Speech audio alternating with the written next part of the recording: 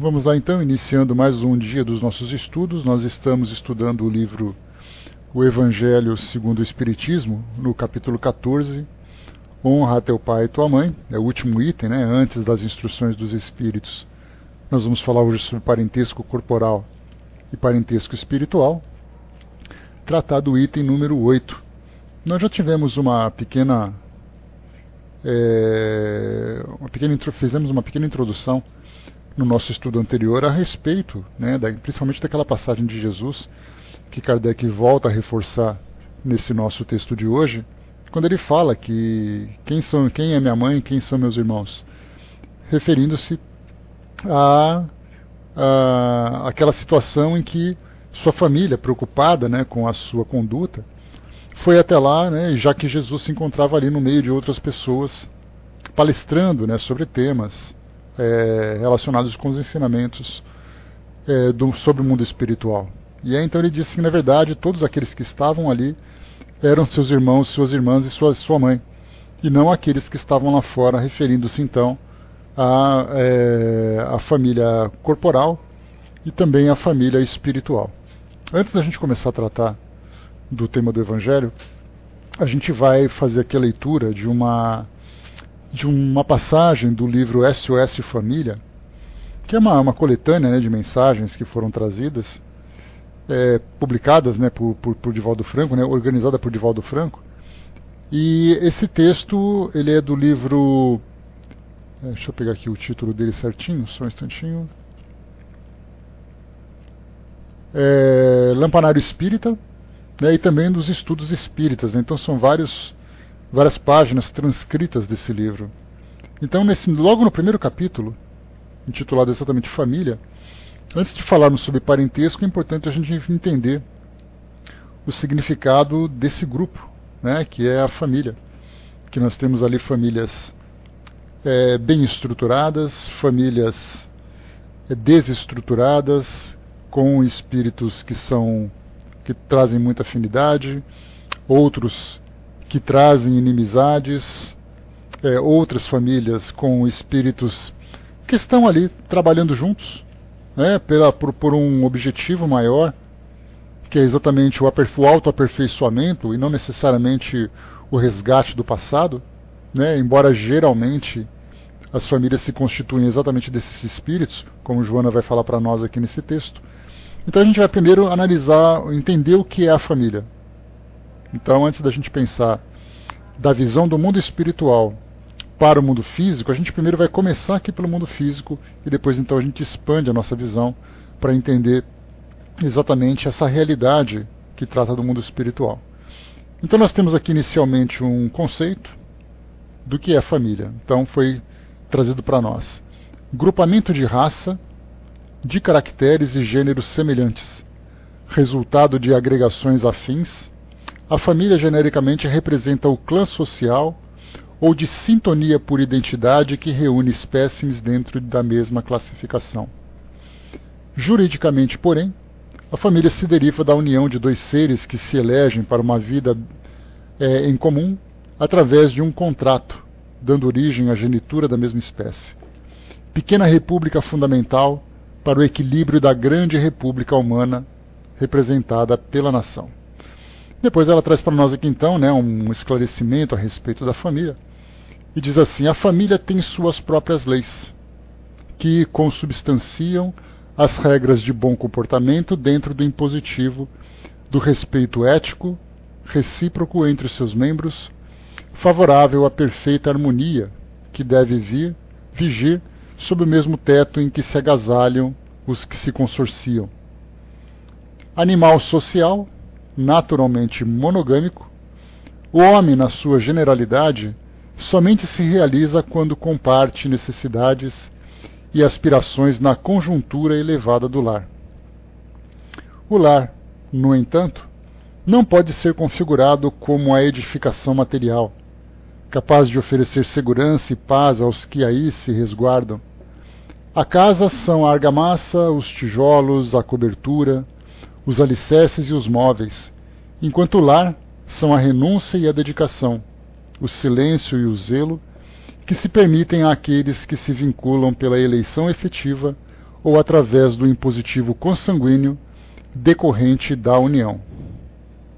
A família, em razão disso, é o grupo de espíritos normalmente necessitados, desajustados, em compromisso inadiável para a reparação, graças à contingência reencarnatória. Assim, famílias espirituais frequentemente se reúnem na Terra em domicílios físicos diferentes, para as realizações nobilitantes com que sempre se viram abraços os construtores do mundo. Retornam no mesmo grupo consanguíneo os espíritos afins, a cuja oportunidade às vezes preferem renunciar, de modo a concederem aos desafetos e rebeldes do passado o ensejo da necessária evolução, da qual fruirão após as renúncias às demoradas uniões no mundo espiritual. Modernamente, ante a precipitação dos conceitos que generalizam na vulgaridade dos valores éticos, tem-se a impressão de que paira rude ameaça sobre a estabilidade da família. Mais do que nunca, porém, o conjunto doméstico se deve impor para a sobrevivência a benefício da soberania da própria humanidade. A família é mais do que o resultante genético. São os ideais, os sonhos, os anelos, as lutas e árduas tarefas, o sofrimento e as aspirações, as tradições morais elevadas que se cimentam nos liames da concessão divina, no mesmo grupo doméstico onde medram as nobres expressões da elevação espiritual da terra. Quando a família periclita, por esta ou aquela razão, sem dúvida a sociedade está a um passo do malogro. Histórico. Graças ao instinto gregário, o homem, por exigência da preservação da vida, viu-se conduzido à necessidade da cooperação recíproca, a fim de sobreviver em face às ásperas circunstâncias nos lugares onde foi colocado para evoluir. A união nas necessidades inspirou as soluções para os múltiplos problemas decorrentes do aparente desaparelhamento que o fazia sofrer ao lutar contra os múltiplos fatores negativos que havia por bem superar. Formando os primitivos agrupamentos em semi-barbárie, nasceram os pródromos das eleições efetivas, da defesa dos dependentes e submissos, surgindo os lampejos da aglutinação familiar. Dos tempos primitivos aos da civilização da antiguidade oriental, os valores culturais impuseram lentamente as regras de comportamento em relação aos pais, representativos dos legisladores personificados nos anciãos, deste para os filhos, pela fragilidade e dependência que sempre inspiram, entre irmãos, pela convivência pacífica indispensável à fortaleza da espécie, ou reciprocamente entre os mais próximos, embora não subalternos ao mesmo teto, num desdobramento do próprio clã, ensaiando os passos na direção da família dilatada. A Grécia, aturdida pela hegemonia militar espartana, não considerou devidamente a união familiar, o que motivou a sua destruição, ressalvada a Atenas, que, não obstante amando a arte e a beleza, reservava ao Estado os deveres pertencentes à família, facultando-a sobreviver por tempo maior, mas não obrigando a atingir o panorama estético e superior a que se propuseram os seus excelentes filósofos. A Roma coube essa indeclinável tarefa, a princípio preservada ao patriarcado e depois, através de leis coordenadas pelo Senado, que alcançaram as classes agrícolas, militares, artísticas e a plebe, facultando direitos e deveres que, embora as hediondas e infelizes guerras, se foram fixando no substrato social e estabelecendo os convênios que o amor sancionou e fixou como técnica segura de dignificação do próprio homem no conjunto da família. Na Idade Média, caracterizada pela supremacia da ignorância, desfigurou a família com o impositivo de serem doados os filhos à Igreja e ao suzerano dominador, entibiando por séculos a marcha do espírito humano. Aos enciclopedistas foi reservada a grandiosa missão de, em estabelecendo os códigos dos direitos humanos, reestruturarem a família em bases de respeito para a felicidade das criaturas. Todavia, a dialética materialista e os modernos conceitos sensualistas, proscrevendo o matrimônio e prescrevendo o amor livre, voltam a investir contra a organização familiar por meio de métodos berrantes, transitórios e certo, mas que não conseguirão em absoluto qualquer triunfo significativo. São da natureza humana a fidelidade, a cooperação e a fraternidade como pálidas manifestações do amor em desdobramento eficaz. Tais valores se agasalham, sem dúvida, no lar, no seio da família, onde se arregimentam forças morais e se caldeiam sentimentos da forja da convivência doméstica. Apesar de a poliandria haver gerado o matriarcado e a promiscuidade sexual feminina, a poligamia, elegendo o patriarcado, não foi de menos infelizes consequências. A gente lembra, né, que a gente chegou a estudar sobre isso, sobre a poligamia e a poliandria. Né? Poliandria é uma esposa para vários maridos, e a poligamia é um marido para várias esposas. Né? Então isso, historicamente, já trouxe para nós um entendimento da força do instinto à própria razão ou ao próprio amor. Porque, na verdade, essa aproximação ela se dava muito mais por interesse do que por compromisso. Então era uma satisfação, né, do grupo, de alguma forma, ou de alguns indivíduos desses grupos, do que necessariamente um comprometimento moral e afetivo entre aquelas pessoas. Segundo o eminente jurista suíço Bachofen, que procedeu às pesquisas históricas inigualáveis sobre o problema da poliandria, a mulher sentiu-se repugnada e vencida pela vulgaridade e abuso sexual, de cuja atitude surgiria o regime monogâmico que ora é aceito por quase todos os povos da Terra. Conclusão. A família, todavia, para lograr a finalidade a que se destina, deve começar desde os primeiros arroubos da busca afetiva, em que as realizações morais devem sublevar as sensações sexuais de breve durabilidade.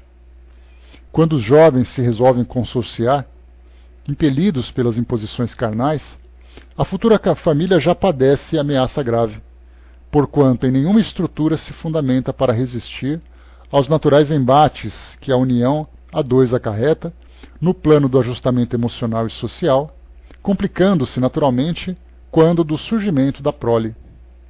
Fala-se sobre a necessidade de exames pré-nupciais, sem dúvida necessários, mas com lamentável descaso pela preparação psicológica dos futuros nubentes em relação aos encargos e às responsabilidades esposatícias e familiares. A doutrina espírita, atualizando a lição evangélica, descortina na família, esclarecida espiritualmente a humanidade, ditosa do futuro promissor. Sustentá-los nos ensinamentos do Cristo e nas lições da reta conduta, apesar da loucura generalizada que irrompe em toda parte, é o mínimo dever de que ninguém pode se eximir. Então aqui Joana trazendo para nós aqui uma análise técnica do que vem a ser a família, falando historicamente sobre a sua evolução, falando sobre a sua estrutura. Bom dia, pessoal. Sobre a sua estrutura, sobre as suas complexidades, sobre os sucessos e fracassos. Então nós fizemos uma viagem sobre esse grupo familiar, analisando as suas várias situações. Então, tecnicamente, poderíamos fazer essa radiografia. A realidade é aquela que nós vivemos. Nós temos, então, grupos familiares que se estruturam nas mais diversas configurações. Então nós temos, como a gente já comentou, por exemplo, um casal com um filho, um casal com uma filha, um casal com vários filhos, sejam filhos do mesmo sexo, sejam filhos de sexos diferentes. Nós temos aqueles casais em que durante a sua jornada, vivenciando complexidades, acabam se separando, e então os filhos ficam com apenas uma das partes, a outra parte às vezes colabora, às vezes não colabora, junta-se então também um tio, junta-se uma avó, junta-se primo, faz então aquele grande grupo. Então, nós vamos encontrar na média, é aquela história assim, né, que quando nós fazemos estatisticamente, dizem que então a média dos casais num país desenvolvido é de no máximo 2 filhos. Então nós temos um pai, uma mãe, isso falando genericamente, né, sem tratar das questões de gênero. Então é um pai, uma mãe e 2 filhos, que podem ser 2 meninos, 2 meninas ou um casal. Então esse aparentemente é o padrão. Mas nós observamos que as famílias vão se formando de acordo com as necessidades e de acordo com as possibilidades. Necessidades quando se trata, né, daquela força que move cada indivíduo encarnado para se aproximar e para conviver com aquelas outras pessoas. Pode ser uma questão financeira, pode ser uma questão afetiva, pode ser uma questão psicológica, pode ser por uma questão de afinidade. Então os grupos vão se formando, vão se ajustando. Isso nós estamos falando dentro da visão terrena, da visão aqui do mundo material. Não estamos tratando de planejamento familiar no mundo espiritual. E de acordo com a possibilidade também, os grupos vão se juntando. Embora tenham desejo, nem sempre é possível. Então vão se formando de acordo com as possibilidades. Então, o melhor modelo que a gente pode analisar a respeito da família é a nossa própria família. Então, estatisticamente, poderíamos falar do casal com 2 filhos, mas esqueçamos o casal com 2 filhos e pensamos na nossa família, da forma como ela é estruturada.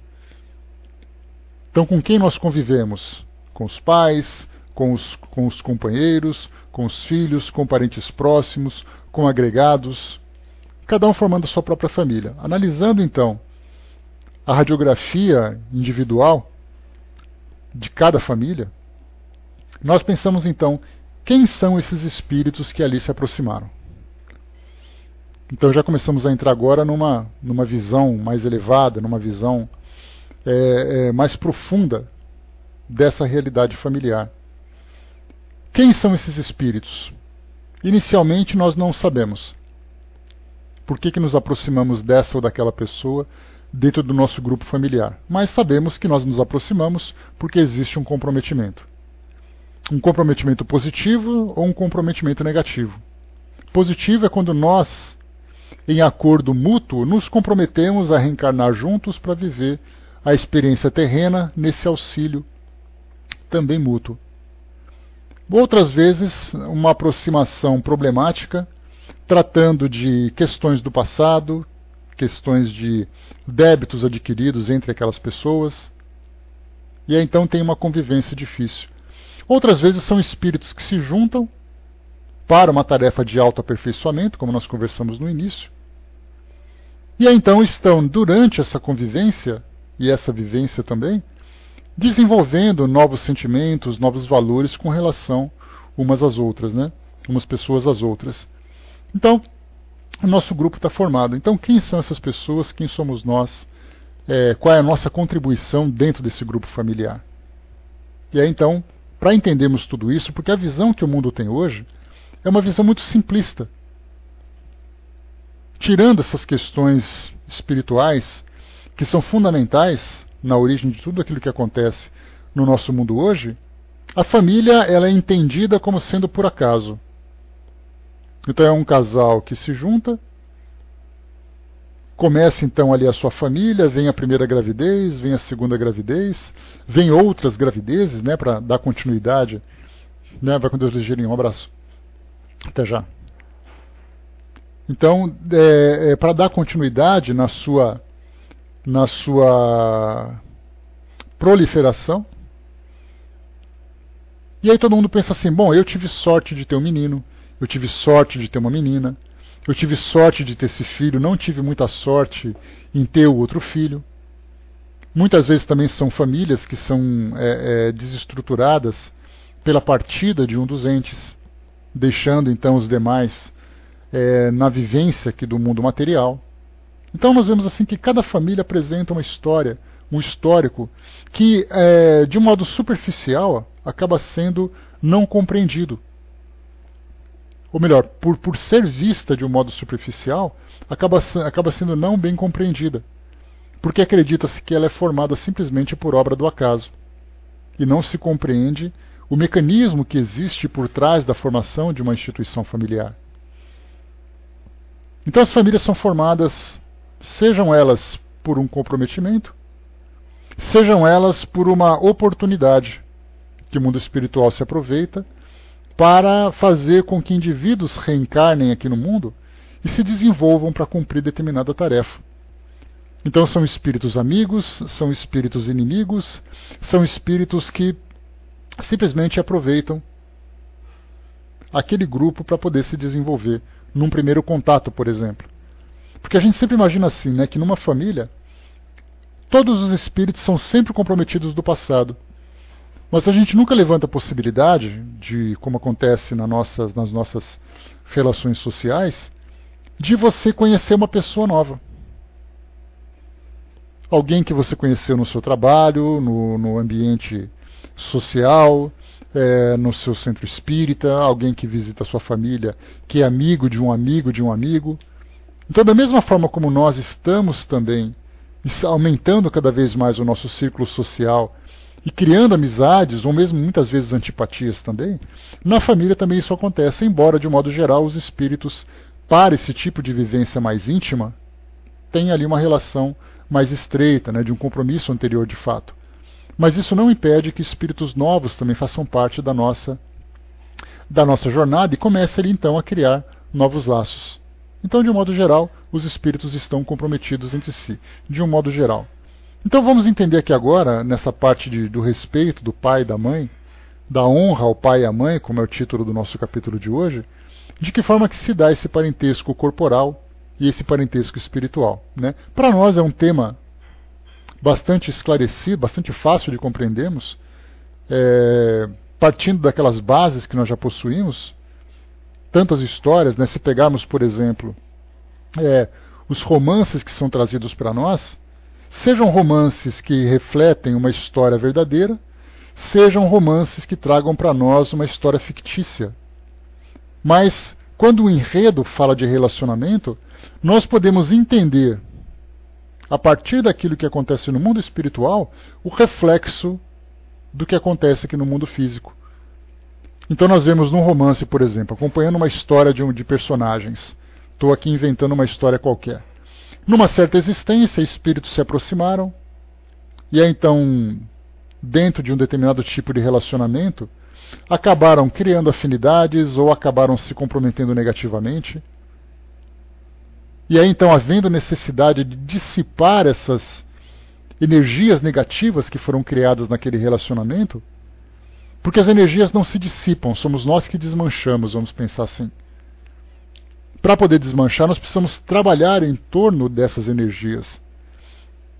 Se por acaso eu tenho um sentimento de mágoa profunda, que foi gerado num determinado momento devido a um certo relacionamento, para que eu possa dissipar essa carga negativa, há a necessidade de uma convivência com aquele que foi eu ia dizer o responsável, mas não é essa palavra, vamos dizer assim, aquele que foi o participante daquela situação, para que através desse novo relacionamento aquela mágoa se dissipe, para que haja o perdão entre as pessoas, para que haja o próprio auto-perdão. E aí então essa carga negativa se dissipa, isso fazendo com que nós então evoluamos. Porque a nossa evolução espiritual, como nós sabemos, de um modo geral a gente pensa assim, quanto mais sábio eu me tornar, mais elevado eu serei dentro dessa escala espiritual. Bom dia, vocês.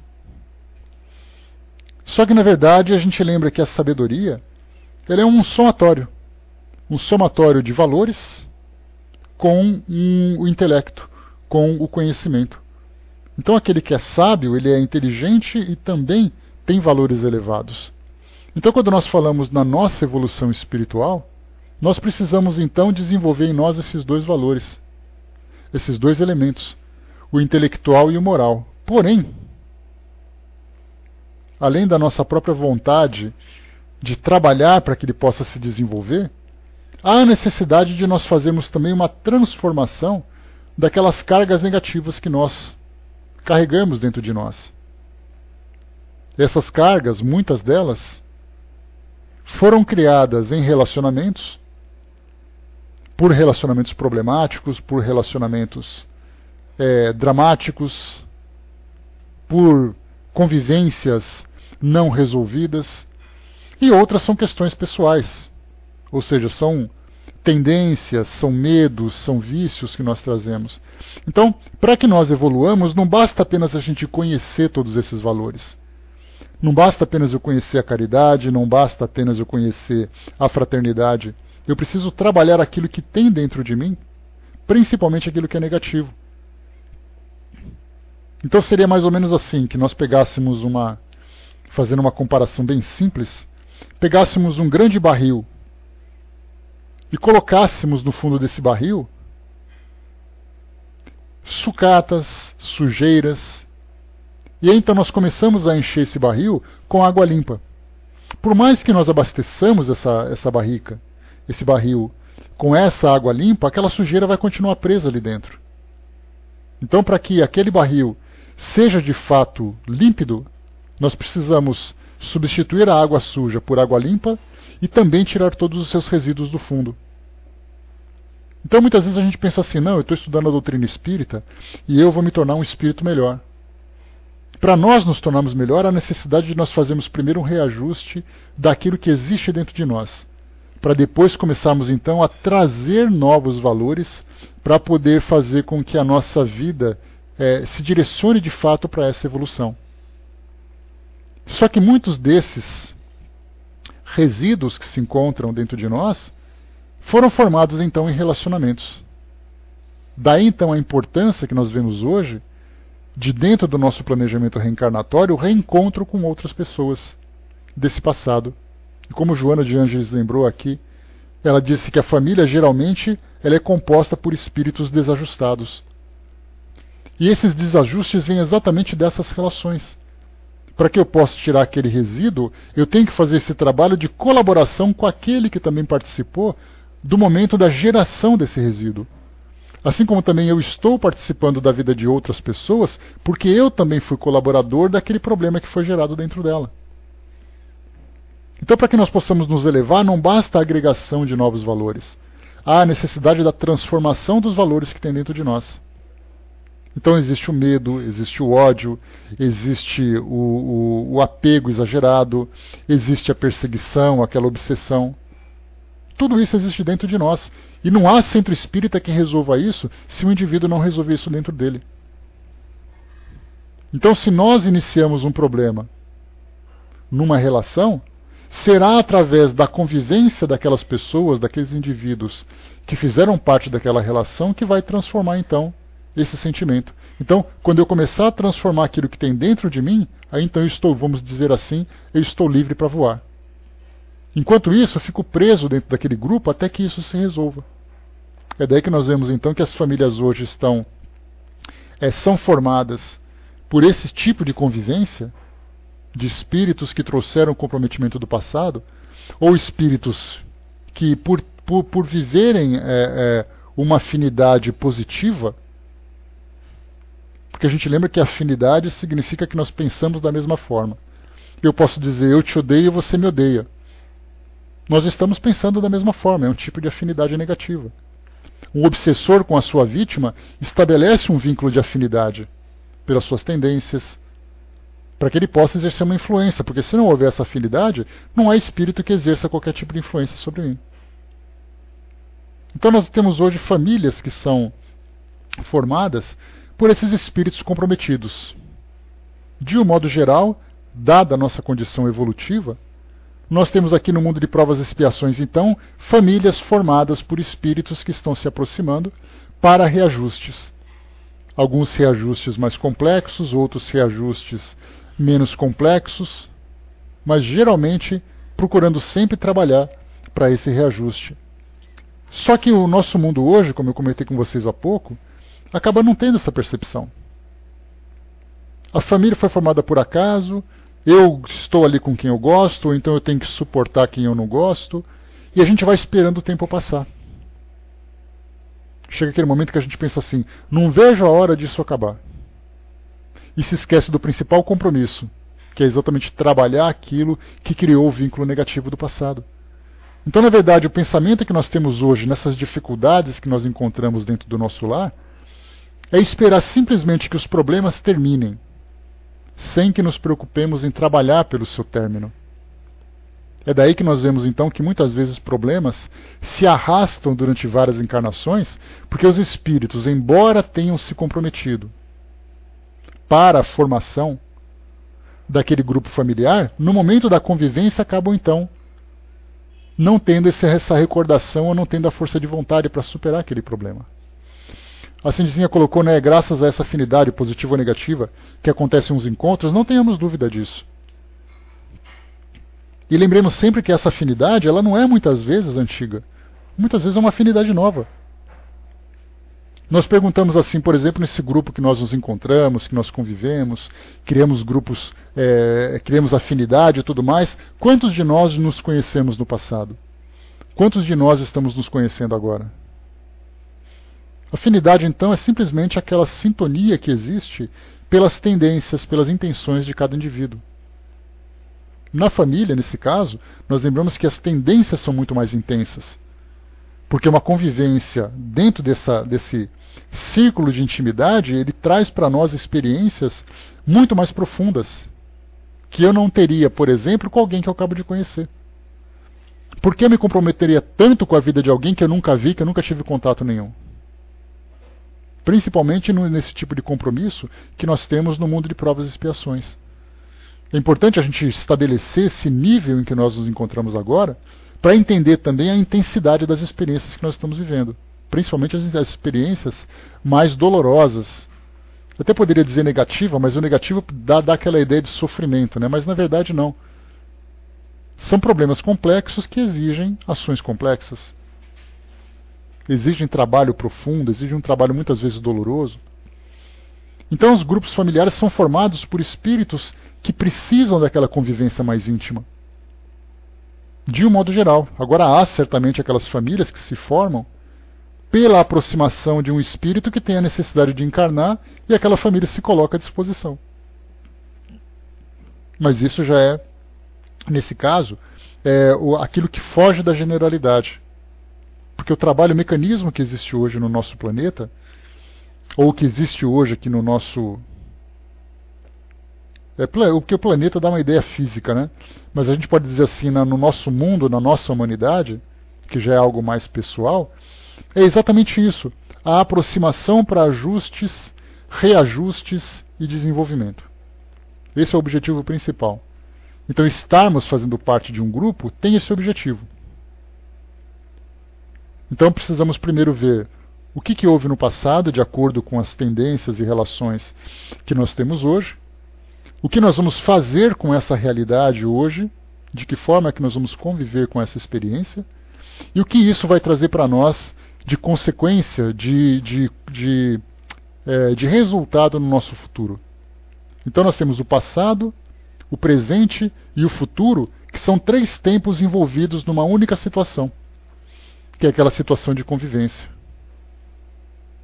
Então, vemos isso apenas da perspectiva do mundo material, nós veremos a família formada por acaso, uma questão de sorte ou de azar. Vamos jogar a moeda para saber exatamente qual vai ser a nossa família. Dei sorte de ter uma pessoa que eu gosto, dei azar de ter uma pessoa que eu não gosto. A partir da visão espiritual, isso é muito diferente. Se eu tenho a convivência com alguém que eu gosto, é porque esse gostar foi criado no passado, através de uma relação saudável. Se por acaso existe uma relação de antipatia dentro de um relacionamento, essa antipatia também foi criada no passado. Então nós começamos a ver o nosso mundo hoje de uma forma não mais conformada, mas compreendida. Então eu consigo agora entender por que a minha família tem esse lado positivo ou tem esse lado negativo no que diz respeito aos relacionamentos. Pessoas que nos auxiliam positivamente através do apoio, através da participação, e muitas vezes aquele que se tornam para nós uma dificuldade. Assim como também é importante a gente lembrar sempre, né, porque é uma tendência natural, da gente se colocar assim, não, eu sou espírita, eu estou numa família e eu convivo com uma pessoa difícil. E essa pessoa poderia dizer assim, eu não sou espírita e convivo com um espírita que é difícil. Então, na verdade, a dificuldade vai depender do quê? Da questão do relacionamento, das tendências, da personalidade de cada um. Mas certamente nós temos que entender, estar ali naquele momento é uma questão de necessidade e não simplesmente de acaso. Vamos analisar agora aqui o texto trazido para nós por Kardec, falando exatamente sobre essas relações. Então nós temos aqui o parentesco corporal e o parentesco espiritual. Vamos lá. E lembrando também, mais uma vez, como a gente sempre fala, que os espíritos fazem um trabalho contínuo de ilustração dessa realidade da família para todos nós. Essa ilustração vem então através das mensagens, vem através dos romances, vem através das instruções, para fazer que nós entendamos bem o que é estarmos no grupo familiar. E pensar em família, nós não teremos uma compreensão se não pensarmos na lei de causa e efeito, se não pensarmos nessa lei de sintonia, se não pensarmos na reencarnação.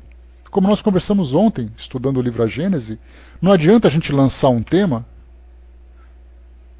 trabalharmos um tema sem bases para compreendê-lo.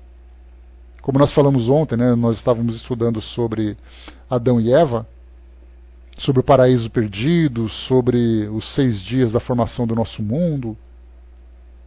Do que adianta a gente ficar batendo boca se a Bíblia está certa ou se está errada, se os nossos argumentos não forem fundamentados em bases que sejam sólidas e que de fato nos esclareçam? Vai ser um debate daquilo que diz respeito ao eu acredito ou não acredito. Falar sobre família é a mesma coisa. Vamos falar sobre família. Então o primeiro discurso que se tem é aquele discurso conformista. Essa é a sua família, você vai ter que lidar com ela.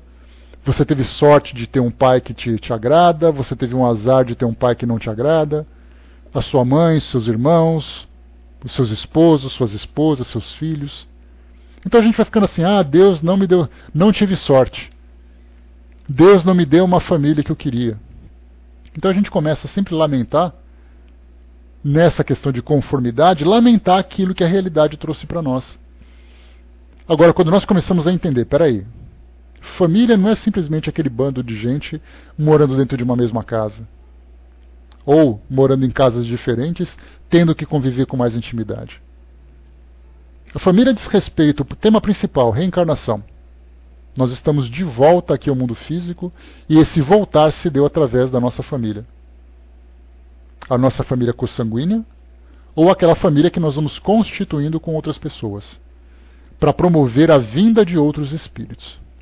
Reencarnação é o primeiro ponto. Segundo, lei de afinidade. Existe uma afinidade positiva ou negativa entre os espíritos que formam aquele grupo. Então nós já começamos a perceber que não é simplesmente o acaso. E terceiro, nós falamos também sobre o comprometimento do passado, a lei de causa e efeito. Nós estamos aqui agora, nesse momento, nesse mundo, colhendo os frutos que nós semeamos no passado.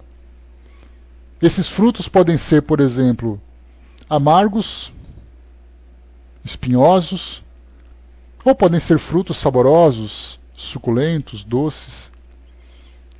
As nossas sementes foram lançadas há muito tempo, estão sendo lançadas agora e continuarão a sendo lançadas através das nossas ações, das nossas escolhas.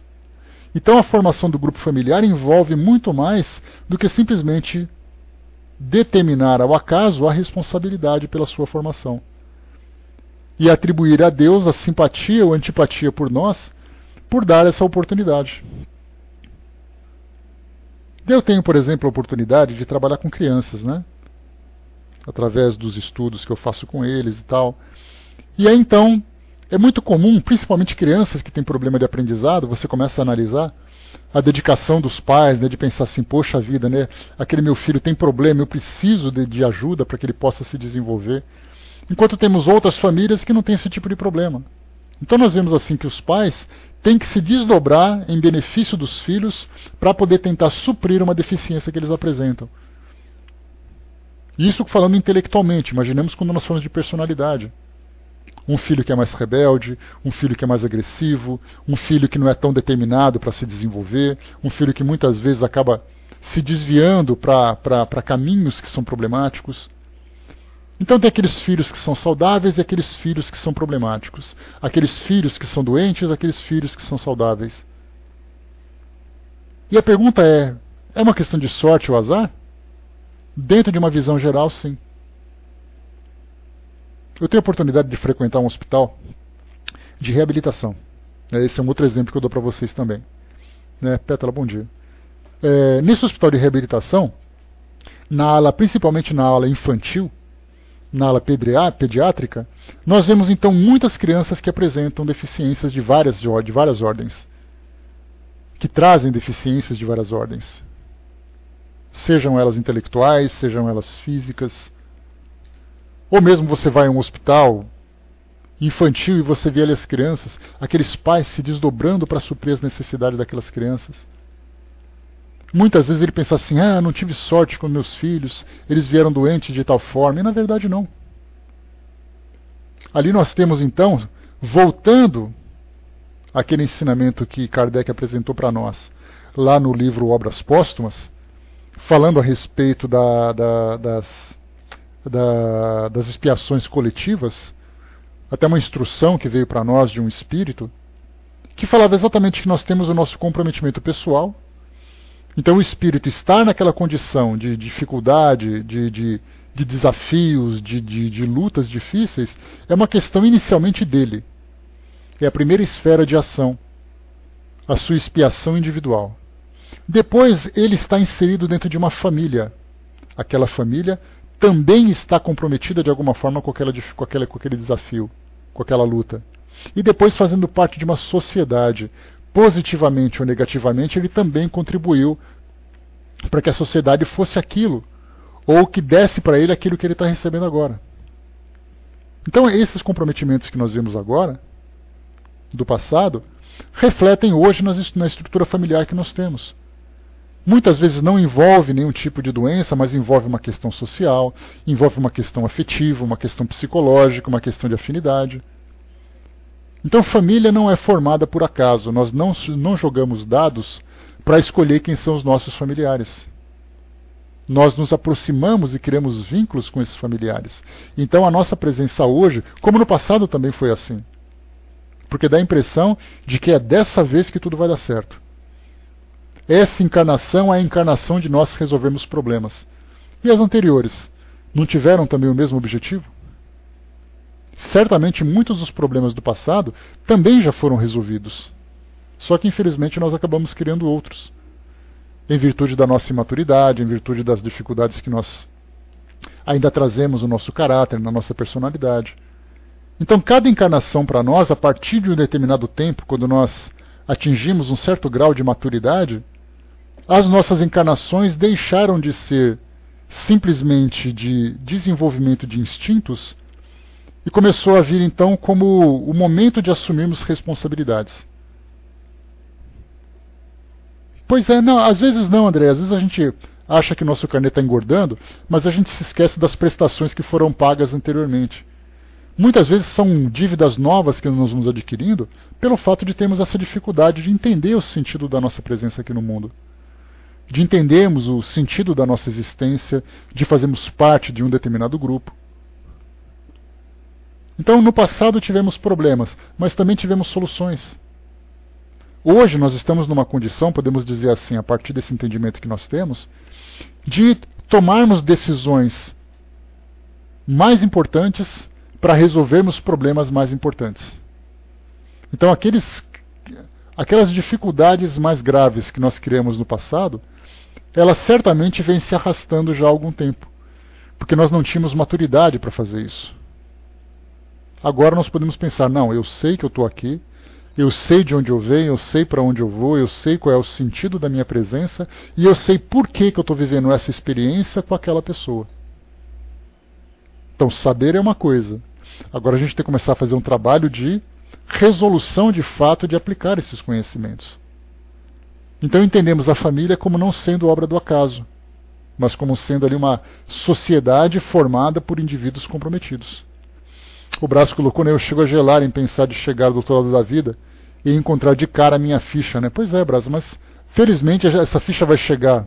É um prontuário bastante gordo que vão apresentar para nós, mas ao mesmo tempo nós teremos conselheiros muito sábios também, para nos ajudar a fazer essa leitura.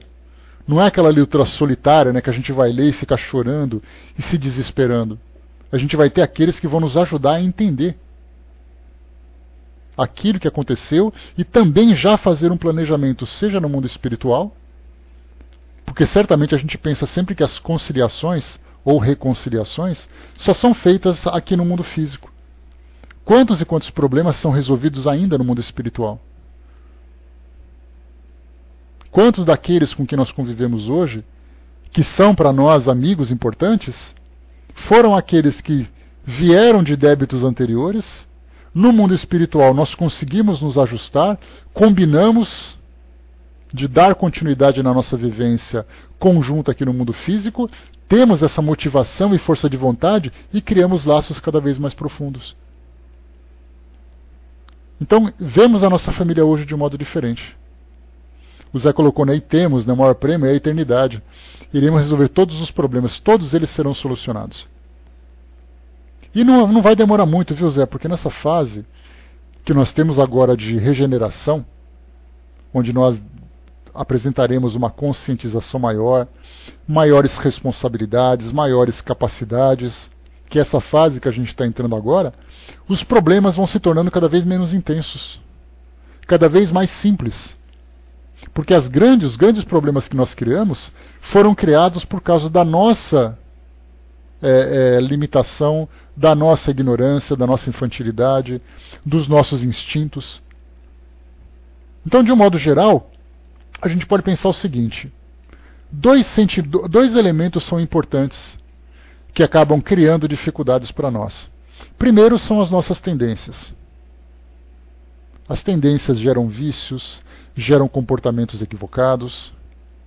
E segundo, são os sentimentos que nós desenvolvemos nos nossos relacionamentos, principalmente os sentimentos negativos. Então imagina que eu sou uma pessoa ou viciosa, é um problema que eu tenho que resolver, ou uma pessoa que criou um atrito com outra pessoa. E aí então é uma outra situação que eu tenho que resolver. De um modo geral é isso. É um problema que eu tenho, ou é um problema que eu criei com outro indivíduo. No passado, eram grandes traições, eram mortes, era violência, eram grandes desequilíbrios psíquicos que nós enfrentávamos nessas relações, ou mesmo com os nossos conflitos íntimos. Muitas vezes nós matávamos e morríamos por situações desesperadoras. Ao tempo foi passando, a gente, não, essa não é a solução, esse não é um caminho, eu posso escolher uma coisa diferente. Então a gente vê assim que, se no passado nós estávamos assim impregnados de lama, por estarmos atolados no mundo ainda primitivo, hoje nós temos aquele barrinho, né, aquela terrinha seca, que você bate a mão assim vai saindo a poeira. Então essa carga negativa ela vai se tornando cada vez menos intensa conforme a gente vai amadurecendo, porque as nossas decisões também vão melhorando. Decisões sejam para resolver os problemas anteriores, decisões para começarmos a tomar, a fazer escolhas a partir de agora. Então hoje eu tenho um grau de maturidade que eu vou tentar resolver um problema do passado, ótimo. E as decisões que eu tomar agora serão decisões mais sábias. Significa que numa próxima encarnação, o peso que eu vou levar para lá vai ser muito menor. Então é assim, é aquela carga instintiva que vem melhorando, melhorando, melhorando, entra no campo da razão, vem melhorando, melhorando, para chegar aqui onde a gente está hoje. Aí muita gente vai pensar assim, né? Poxa, se eu vou melhor, se eu estou melhor a partir de agora, com o tipo de vida que eu tenho, imagina o que eu fiz no passado. Muitas vezes a gente tem, por estarmos nessa fase de transição, e os espíritos chamam a atenção a respeito disso, eles dizem que hoje nós estamos muitas vezes assumindo desafios muito maiores, por estarmos nessa fase mais madura, exatamente porque a partir de agora vem uma nova vivência para nós. Então nós chegamos assim, não, pode mandar agora que, em vez de eu pagar uma prestação só, pode mandar 3 que eu pago. Porque eu sei que a partir de agora eu vou começar a viver diferente. Então nós estamos agora aceitando uma carga mais pesada para livrar logo do passado e começar um futuro diferente.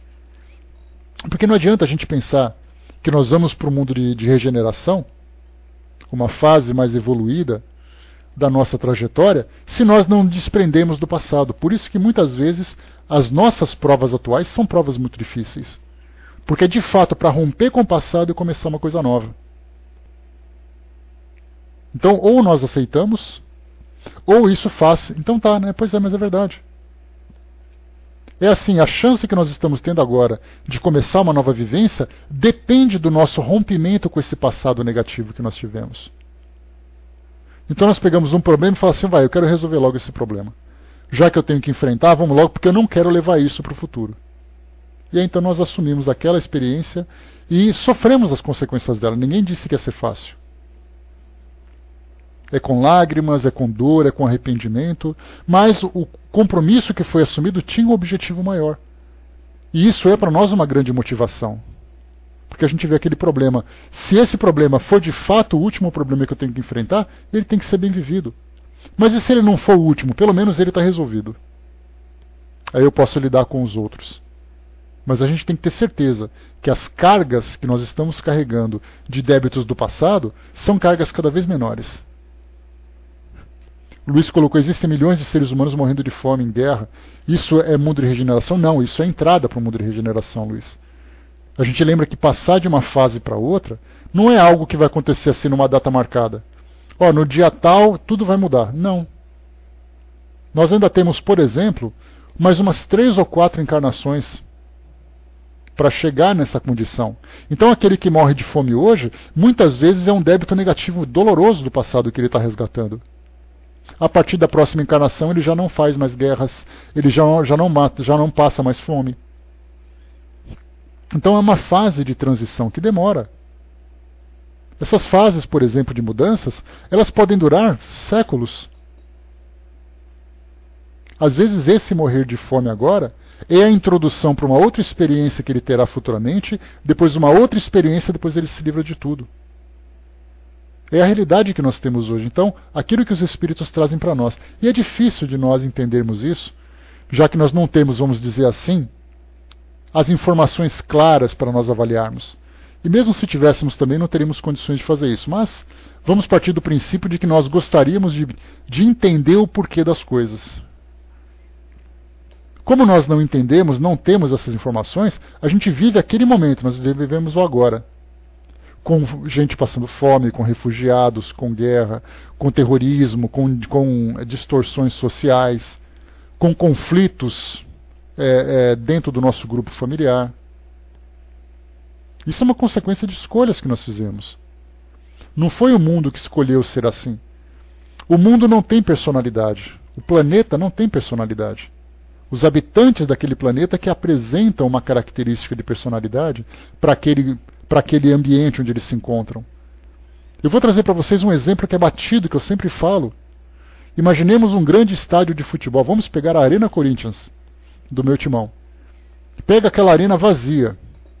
Enche lá de indivíduos de delinquentes. O que vai acontecer dentro daquele estádio? Certamente vai ter mortes, vai ter tudo mais. Agora tira aquilo ali e coloca um monte de cientistas sentados ali. O que vai acontecer com aquele estádio? Eles vão começar a pensar em ideias, trocar ideias. Troca tudo aquilo ali e coloca crianças festejando.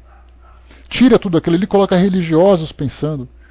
Então o estádio por si só nada mais é do que uma estrutura. Como Joana de Ângeles disse para nós, aqui no texto que nós demos inicialmente, a casa é o cimento, é o tijolo, é a telha, são os móveis. O lar é constituído pela família. Então nós não podemos confundir o planeta com os habitantes do planeta. Então se o nosso mundo está assim hoje, é porque nós estamos assim. Então nós não podemos culpar o mundo de regeneração. Nós temos que culpar as pessoas que estão demorando para se transformarem. E como elas estão demorando para se transformar, vão sofrer as consequências daquilo que estão vivendo. Essa é a grande questão a ser avaliada. E no caso da nossa família é a mesma coisa. Por que hoje nós temos famílias com problemas? Não são as famílias que têm problemas, são os indivíduos daquela família que ainda têm problemas. No momento em que eles resolverem, a próxima vivência que eles tiverem ou tiverem com outra pessoa, vai ser uma vivência mais feliz, vai ser aquela convivência de parceria, de compreensão, de trabalho conjunto, de desenvolvimento de amor. Então não é assim, eu vou te colocar numa família amorosa. Não adianta eu te colocar numa família amorosa se você não for uma pessoa amorosa. Então não podemos simplesmente rotular as instituições imaginando que elas são responsáveis. É o que acontece hoje dentro do nosso ambiente político-administrativo. Esse governo não presta. Não é o governo que não presta. São as pessoas que talvez estejam lá que não prestem. Nossa Câmara não faz nada. Não é a Câmara que não faz nada. São os indivíduos que nós colocamos lá que não fazem nada. E assim a gente vai percebendo que os indivíduos são responsáveis pelas escolhas que fazem e refletem isso de alguma forma. Exato, Pétala. Ninguém nasce de barriga errada porque existe exatamente essa determinação dessa lei de afinidade. Lembra que não é Deus que diz assim, você vai nascer lá. Você optou em nascer lá pelo tipo de vida que você teve. Né? Bom dia, Fletcher. Luiz colocou, né? Foram os humanos que criaram a atual situação. Exato, então nós somos os responsáveis por isso. Essa visão, quando nós começamos a olhar o mundo a partir dessa radiografia, a ideia que nós temos é, eu não posso fazer com que as pessoas mudem de comportamento. Mas eu tenho que olhar a minha realidade, as escolhas que eu faço, o modo como eu convivo com a minha família, a minha participação dentro do grupo social onde eu me encontro. Então, cada um de nós muitas vezes fica preocupado com o comportamento do outro. E nós nos esquecemos do nosso próprio comportamento. E é isso que faz a grande diferença. Essa compreensão que nós estamos admitindo agora não é uma compreensão que vai fazer com que nós mudemos o mundo. É uma compreensão que vai fazer com que nós nos transformemos. Eu serei um participante diferente na minha família, entendendo que aquele grupo que foi formado foi um grupo para resolver problemas. E não para criar problema. É aquela frase popular que nós conhecemos. Você tem que fazer parte da solução, não do problema. Se você faz parte do problema, significa que você não compreendeu ainda o seu objetivo. O porquê de você existir aqui. Agora, se você faz parte da solução, mesmo que seja precariamente, porque muitas vezes não temos conhecimento para isso, já é um passo significativo, mas poderia ser melhor. Pessoal, vamos para o nosso texto aqui então, só para a gente poder embasar dentro da teoria toda essa ilustração que eu trouxe para vocês. Então Kardec trouxe aqui no capítulo 14, item número 8, parentesco corporal e espiritual. Vamos entender quem somos nós dentro de uma família e quem são aquelas pessoas da família com relação a nós. Os laços de sangue não estabelecem necessariamente os laços espirituais.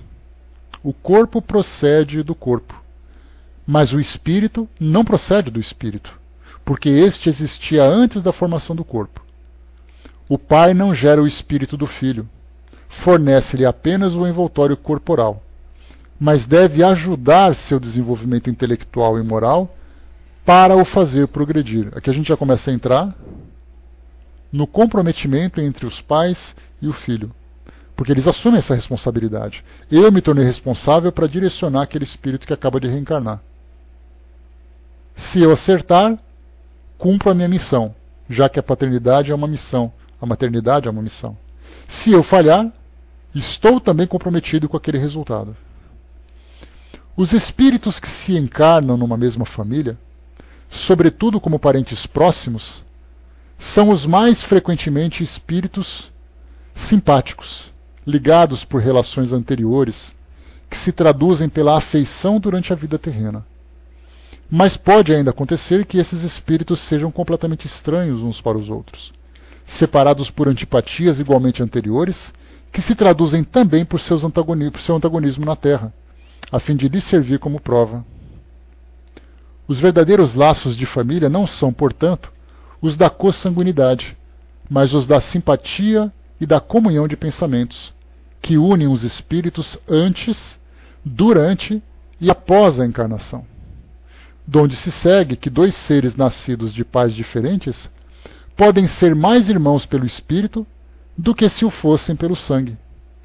Podem, pois, atrair-se, procurar-se, tornarem-se amigos, enquanto dois irmãos consanguíneos podem repelir-se como vemos todos os dias. Problema moral que só o Espiritismo podia resolver, pela pluralidade das existências. Há, portanto, duas espécies de famílias: as famílias por laços espirituais e as famílias por laços corporais. As primeiras, duradouras, fortificam-se pela purificação e se perpetuam no mundo dos espíritos, através das diversas migrações da alma, que são as reencarnações. As segundas, frágeis como a própria matéria, extinguem-se com o tempo e quase sempre se dissolvem moralmente desde a vida atual. Olha só, quase sempre se dissolvem moralmente desde a vida atual. Ou seja, lembra que nós estudamos sobre a questão do divórcio? Que tem casamentos que já acabaram, embora ainda mantenham um protocolo social? Muitas vezes famílias já foram dissolvidas no que diz respeito à afetividade, muito antes deles se libertarem da matéria. Por não se compreenderem, não se aceitarem, não participarem. E continua. Foi o que Jesus quis dizer, quis fazer, compreender, dizendo aos discípulos: eis minha mãe e meus irmãos. Ou seja, minha família pelos laços espirituais, pois quem quer que faça a vontade de meu Pai, que está nos céus, é meu irmão, minha irmã e minha mãe. A hostilidade de seus irmãos está claramente expressa no relato de São Marcos, desde que, segundo este, eles se propunham a apoderar-se dele sob o pretexto de que perderam o juízo. Isso a gente viu, né, no texto do Evangelho, lá do Evangelho de Marcos, que disseram que Jesus tinha enlouquecido de viver daquela forma. Mal comia, simplesmente ficava rodeado de gente falando, ele perdeu a noção das coisas. Avisado de que haviam chegado e conhecendo o sentimento deles a seu respeito, era natural que dissesse, referindo-se aos discípulos, em sentido espiritual: eis os meus verdadeiros irmãos. Sua mãe os acompanhava, e Jesus generalizou o ensino, o que absolutamente não implica que ele pretendesse que a sua mãe, segundo o sangue, nada lhe fosse segundo o espírito, só merecendo a sua indiferença. Sua conduta em outras circunstâncias provou suficientemente o contrário. Então mostra aqui que a relação de Jesus com Maria, embora tivesse uma relação consanguínea entre eles, também havia uma relação espiritual, de afinidade, né, de participação naquela missão. Então é isso que importa agora nós analisarmos quando se trata dessa questão familiar. Se há simpatia, uma simpatia construída no passado que veio para fortalecer a relação. Se houve uma antipatia do passado que veio para poder ser solucionada. Aquilo que não pode ser solucionado agora será depois. Porque até mesmo Emmanuel chama atenção a esse respeito quando fala do divórcio. Muitas vezes vale muito mais a pena você se distanciar temporariamente para depois futuramente retomar aquela luta, já que nesse momento já não é mais possível. Então nós temos ainda situações na nossa vida familiar que vão ainda se estender por algumas poucas encarnações. Exatamente porque muitas vezes você tem a vontade de fazer, mas o outro não tem. Porque nós vivemos num ambiente onde nós temos diversos graus de esclarecimento, diversos graus de motivação, vários tipos de personalidades diferentes, várias crenças diferentes, e eu não falo de crença religiosa, eu falo na verdade de crença no sentido do que você considera importante para a sua felicidade, o que você acredita que vai ser, como você acredita que será a sua felicidade. Então, enquanto tivermos essas dificuldades, o importante é trabalhemos inicialmente individualmente, trabalhemos coletivamente dentro da família, dentro das nossas possibilidades, trabalhemos dentro da sociedade, dentro das possibilidades também. Mas aquilo que é possível para nós, esse deve receber a nossa maior atenção. Aí sim começaremos a entender o que é a família e qual é o nosso papel dentro dessa família. A gente pensa assim hoje, né, que muitas vezes já atingindo uma idade madura, a gente pensa assim, né, por que nós não começamos diferente na nossa família? Todo tempo é tempo de começar. Só que agora, muitas vezes com escolhas feitas, com ideias enraizadas nas pessoas, esse compromisso acaba sendo adiado para uma outra oportunidade. Mas o importante é que, já que eu não posso fazer o trabalho coletivo, que eu faça bem o trabalho individual. E aí, então, enquanto vierem... Tá, beleza, Cindizinha, sem problemas. Enquanto vierem, né, enquanto tivermos esses problemas, as oportunidades futuras servirão para isso. E quando nós, então, rompermos com o passado, dissolvendo esses laços que nos prendem a essas histórias tristes que nós vivemos anteriormente, aí sim nós estaremos prontos para aproveitar de fato o mundo de regeneração. Não o mundo de regeneração, mas a oportunidade de vivermos a experiência de espíritos regenerados, fazendo escolhas diferentes, vivendo sentimentos diferentes, relacionamentos diferentes, sem experiência, sem provas dolorosas como são essas que nós estamos vivendo hoje, mas são provas morais mais relacionadas com o nosso grau evolutivo. Não tem mais aquela coisa de sofrer doenças, de passar misérias, de sofrer agressões. Isso tudo já passou. Se nós rompermos, né? Isso passará assim que nós rompermos os nossos vínculos com esse passado delituoso. A Pétala colocou, na engraçado é que assim que vejo uma pessoa, sem trocar uma única palavra, eu já sei se eu vou gostar daquela pessoa ou não, né? Parece que tem algo que me avisa. É a questão também, Pétala, de uma sensibilidade vibratória que a gente tem, né? Porque você tem o seu modo de pensar, significa que você irradia em torno de você aquilo que André Luiz chama de psicosfera, né? Nós temos então aquela aura que se expande, dizendo exatamente quem nós somos.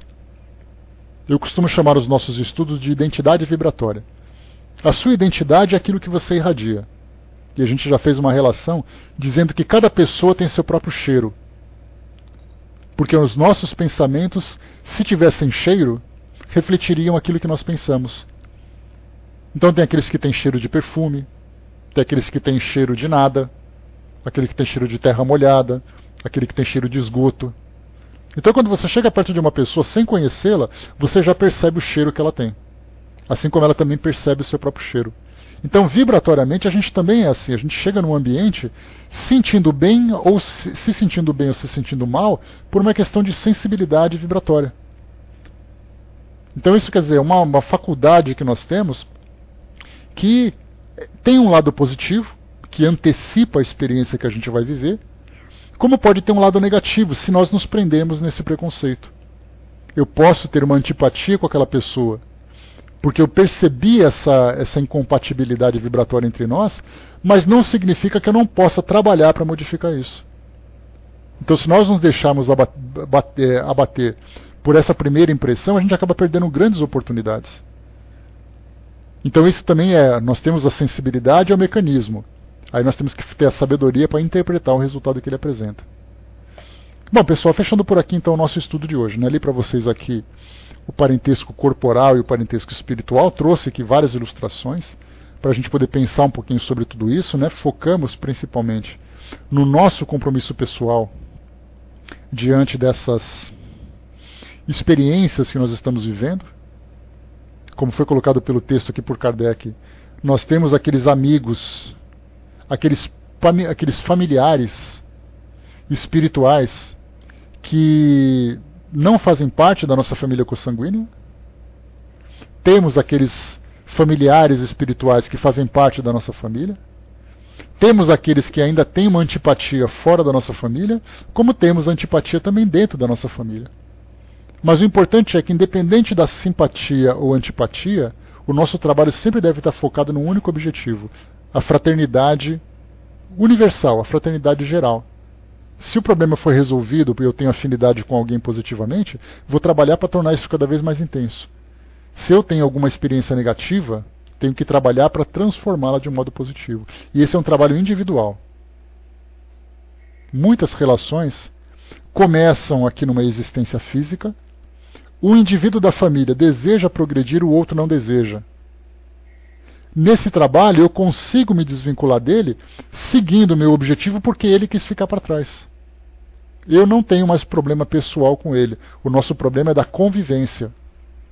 Eu me desvinculo, ele segue o caminho dele de dores pelas escolhas que faz, e eu sigo o meu caminho positivo pelas escolhas que eu faço. Então lembre que nós temos que trabalhar por nós, inicialmente. É o auto-amor. Depois amar ao próximo como a ti mesmo. Então, a partir do momento que nós nos amamos, começamos a amar as pessoas que também próximas. E depois, esse amor se torna cada vez mais expansivo.